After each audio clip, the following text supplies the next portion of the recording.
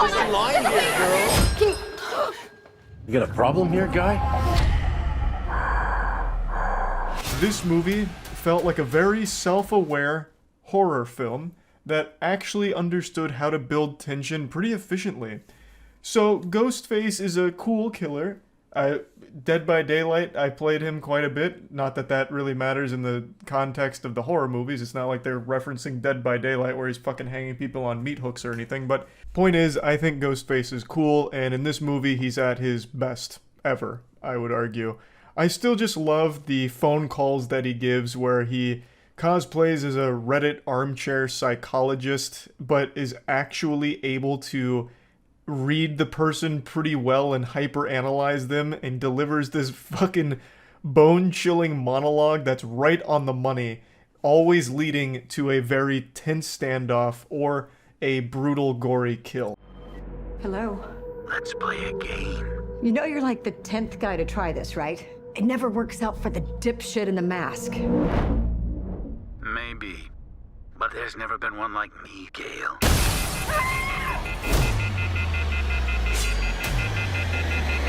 I'm something different. That's why I'm gonna shoot you in the head. In this movie, that's exercised extensively because the film is very self-aware and actually celebrates all of the previous Scream films as well. All of them get molded together into this one. It's very self-referential, and all of the previous Scream movies, the killers, the characters, they all do have a role to play in the Scream 6, but it's not bad. Like, it's not cheesy, it's not campy, it doesn't come across as, like, ham-fisted. It actually serves the narrative and the plot really well and keeps everything super interesting. And the movie does a great job of having you guessing constantly as to who the Ghostface killer is this time. Who could it possibly be? Because this one's far more menacing than previous ones. He's not, like, tripping over things when people throw something in front of him instead of, like, goofily, cartoonishly falling over it and, like, getting stunned by it because you tipped over a chair on your running around.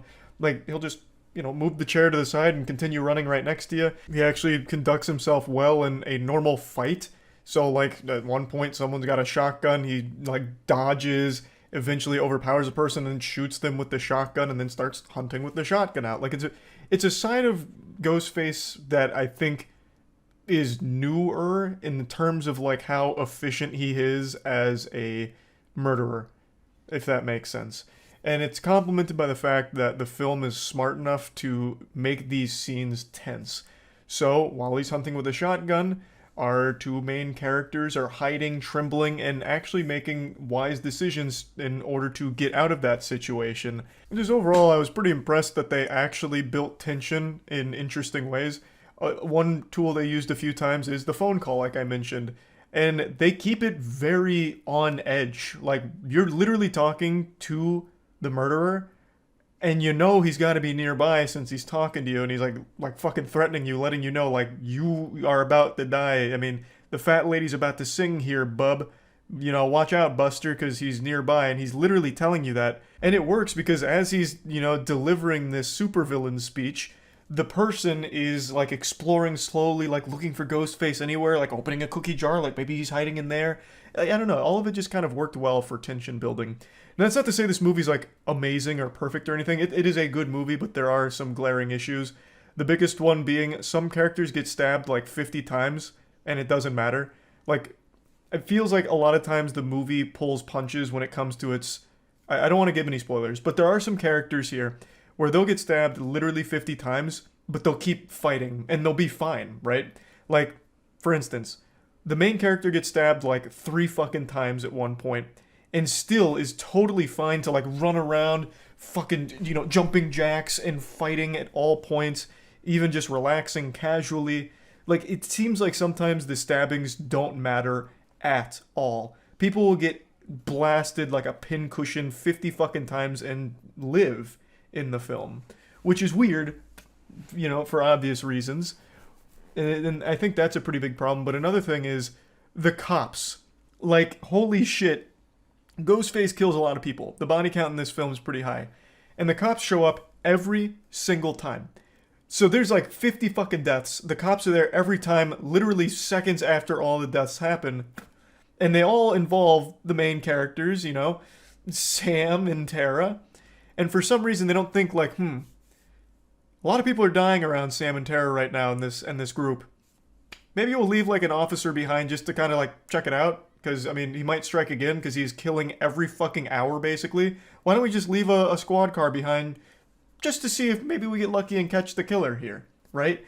Like, the cops are always showing up, but they never do anything preventative, and they never really act on anything or, like, investigate very well or really do anything helpful whatsoever. Another thing I also didn't really like, and this one's more of a personal preference, but I don't like when it gets meta. So like I said, this does celebrate previous Scream films, but it also celebrates horror films in and of themselves. Because, I mean, you know, this isn't the first time Scream's done something like that, but it's very in your face about it. So a character's giving a speech like, this isn't just a horror film, we're in a horror franchise right now, so all of us are suspects. And then goes down the list of why each person's a suspect based on horror movie tropes. And I just don't really like when it gets meta. I get why it's there, but for me personally, that always just feels yucky. I don't know, I've just never really liked that. So that wasn't really for me, that little flavor sprinkling in like horror movie tropes and like literally calling it out while still also acting on some tropes. Another thing I'd like to mention is the dialogue. Like, I don't think the writing's bad by any means. I actually think it's pretty good, actually. But there are moments where I had to roll my eyes, where there are points, for example, where one of the characters is saying, like, here's why all of you are suspects. There's a lot of times where they're like, you're probably Ghostface. Well, you're probably Ghostface. And then, like, explaining, you're Ghostface, this. It's just not very subtle when it comes to the way characters speak to each other. It's, like, very in your face. And a lot of the writing, at least towards the end when it comes to the reveals, it relies on a lot of plot conveniences in order for that surprise to work. And I do think it does, because I wasn't even close with my guess on who Ghostface was going to be or anything like that. I wasn't even in the right ballpark. But point is, there's a lot of plot convenience that needed to happen there in order for that to even remotely work. So there are just a couple of plot holes when you really start to think about what's happened and how it gets to that moment. But overall, I don't think it's like bad writing. It's just, there's some hit or miss moments, especially like with dialogue in particular. One thing I'd like to point out is there are so many times in this film, especially towards the end, where the theater started clapping. Like, I felt like I was in a fucking Marvel film and they just saw Spider-Man announced for the first time. Like, this was the most applause I have heard in a movie in a long time. And it happened, I think, 3 times at the end, roughly. And I was blown away. I was like, holy shit, like, everyone here was, like, super invested, clearly. Like, what the fuck? And that's a great thing. But I wanted to make mention of that because I thought that was so wild. I'm actually kind of doing a disservice explaining this because it wasn't just like clapping, not like golf claps. I'm talking like uproarious applause and like even some cheering at some point. Like, I felt like I was at a goddamn sports event, honestly, and the home team had just scored the game-winning bucket. It was nuts, like how animated people got and cheerful at certain moments. But anyway, yeah, I did enjoy the film. Plugging Scream 6 into the Moist meter, I'm giving it a comfortable 75%. I liked it. It's not perfect. It's not like amazing or anything, but it is a lot of fun to watch. And that's about it.